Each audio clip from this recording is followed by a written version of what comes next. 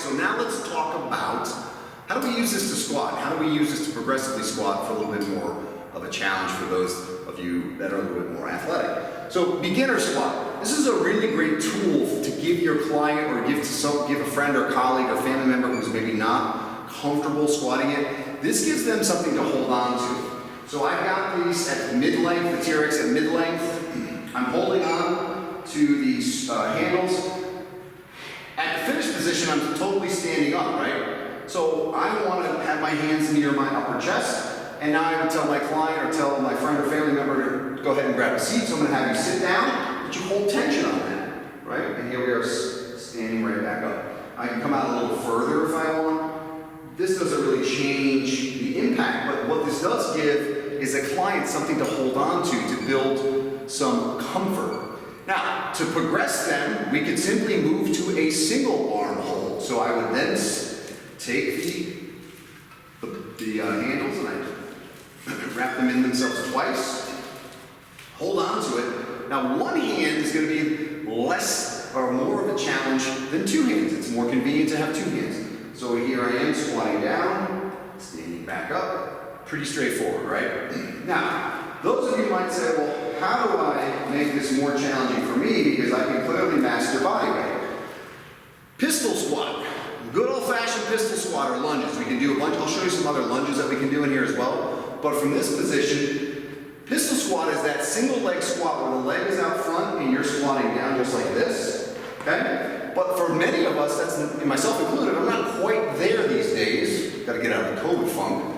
But what I can do is I can do my pistol squats with a little bit of assistance from the TRX in that my arms are helping me pull me up a little bit. So I can work my pistol squat to the point where eventually I can just do one hand.